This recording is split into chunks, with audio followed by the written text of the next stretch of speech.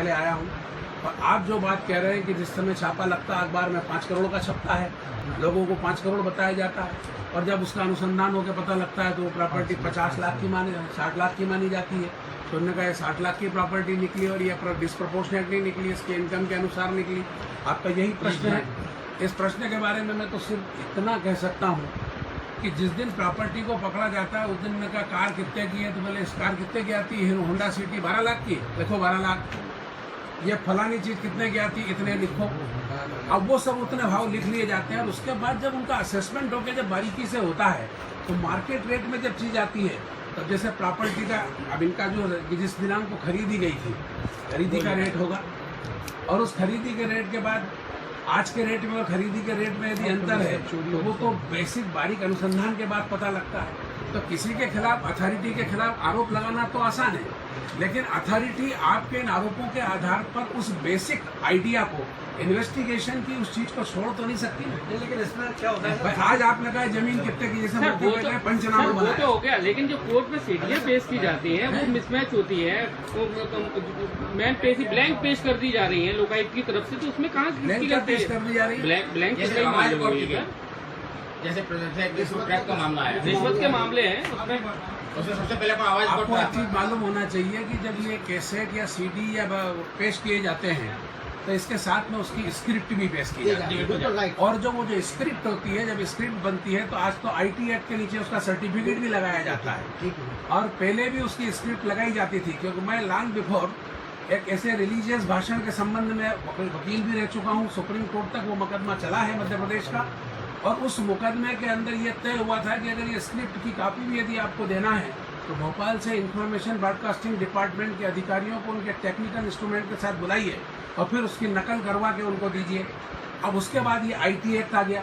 अब IT act के अंदर यदि किसी अथॉरिटी ने सर्टिफिकेट दे दिया है तो उस सर्टिफिकेट के आधार पे यदि वो कैसेट के अंदर कुछ है भी नहीं, गायब भी हो गया है, तो सर्टिफिकेट को और उस स्क्रिप्ट को डिसबिलीव करने का क्या अधिकार है? अब ये कानून की विषय वस्तु की कानून उसकी किस प्रकार से व्याख्या करें? ग्वालियर में जो कार्रवाई हो रही है कुछ ऐसे कोर्ट में फुटअप हुए हैं, हमारे सामने बात आएगी, शिकायत आती है, उस संबंध में हम देखेंगे। ग्वालियर में जो कार्रवाई हो रही और है या कोर्ट उसमें कोई हमारे को स्ट्रक्चर या कोई डायरेक्शन देगी तो उस संबंध में विचार करेंगे। हम आपको एश्योरेंस देते हैं यदि ऐसी कोई शिकायत आएगी तो निश्चित रूप से ऐसा कोई ऑब्जर्वेशन या डायरेक्शन अदालत का आता है, क्योंकि सबजुडिस मैटर के बारे में बोलना हमारे लिए उचित नहीं, चाहे वो अपील में चल रहा हो, चाहे परीक्षण न्यायालय में चल रहा हो, वो न्यायिक विवाद का विषय है, और उसका निर्णय देने का अधिकार सिर्फ न्यायालय को है, सिर्फ न्यायालय को है।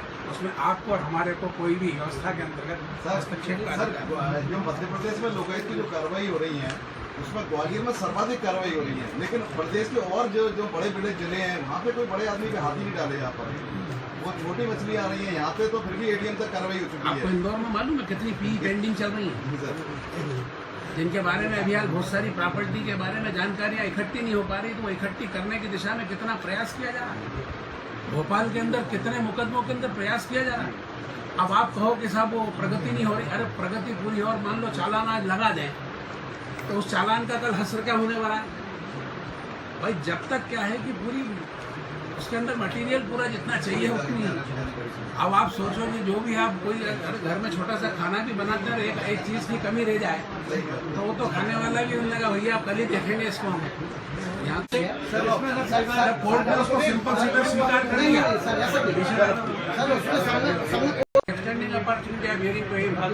अभी जो प्रकरण आया उसमें जो है शिकायत करिए हाईकोर्ट, उसको कोर्ट के अंदर कोर्ट डायरेक्शन देगी, उसमें उन्होंने कोर्ट में शिकायत की है, डायरेक्शन देगी कोर्ट उसमें कि इसको फिर से रिकंसिडर किया जाए, क्योंकि अब वो हमारे डिपार्टमेंट का विषय तो रहा नहीं। एक बार 169 में एफआईआर कर दिया, एफआईआर के बाद तो उनका जुरिस्डिक्शन हो गया, अब हमारा स्वीकार करना न करना। वो मजिस्ट्रेट लिखता कि भाई इसको फरियादी को बुलाया जाए, इन्वेस्टिगेशन का कर है। अगर किसी मामले में एफआईआर कोर्ट के परिधि में जाने के बाद कोर्ट ने कोई ऑर्डर कर दिया तो आपसे भी बंधनकारक है, हमारी अथॉरिटी पे बंधनकारक और अब बंधनकारक है।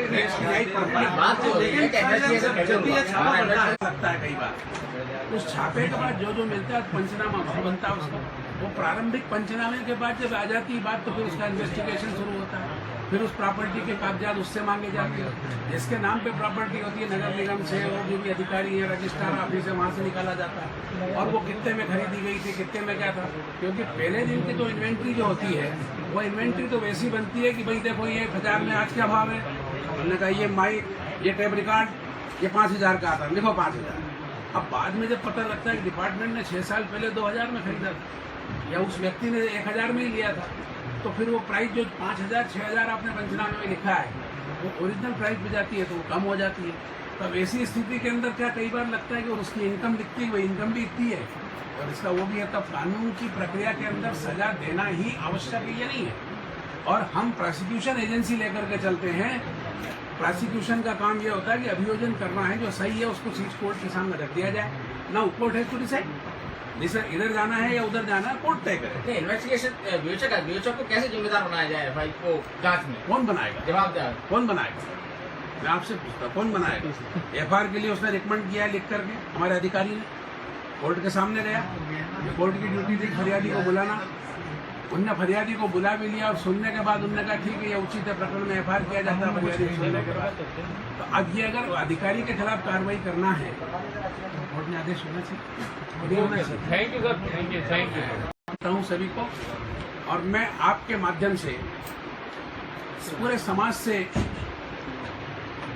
को एक सूचना देना चाहता हूँ कि यदि किसी भी व्यक्ति को किसी भी प्रकार की कोई ऐसी भ्रष्टाचार से संबंधित या ऐसी कोई शिकायतें हों जो हमारे दायरे में आती है, उन शिकायतों को वो हमारे एसपी साहब के माध्यम से, पत्र के माध्यम से और किसी माध्यम से, इलेक्ट्रॉनिक मीडिया से भी है क्या, ईमेल से, वो इलेक्ट्रॉनिक मीडिया के माध्यम से भेज सकते हैं।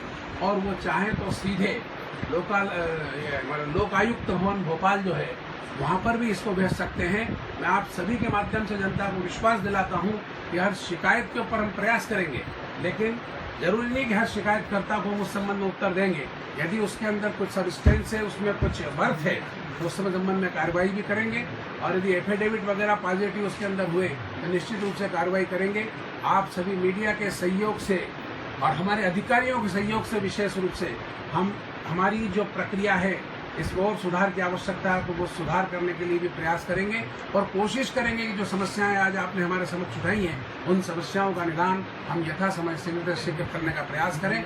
और ऐसी कोई योजना बनाएं कि जिसके अंदर आम आदमी को हम तक पहुंचने में और उसकी शिकायत करने में कोई व्यवधान ना आए, कोई दबाव ना आए और वो बहुत सरलतापूर्वक हम तक आके अपनी बात कह सके।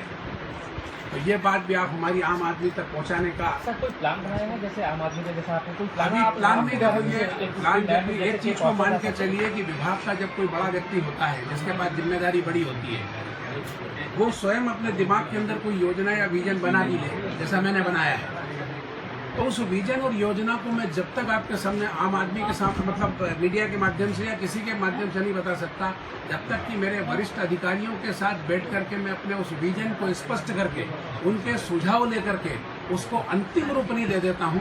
क्योंकि अंतिम रूप देने के पहले यदि कोई भी बात हो तो बेसिक सिद्धांत है प्रशासन का कि यदि आपने कोई भी निर्णय लेने के पूर्व 4 कान से 6 कान तक उसको पहुंचा दिया तो वो निर्णय कभी कभी गड़बड़ हो जाया करते हैं। और इसलिए विजन है और वो विजन इस विधि के दायरे में है। वो जो हमारा अधिनियम है, लोकायुक्त अधिनियम, और उसके जो रूल्स और रेगुलेशंस हैं उसके दायरे में विजन है।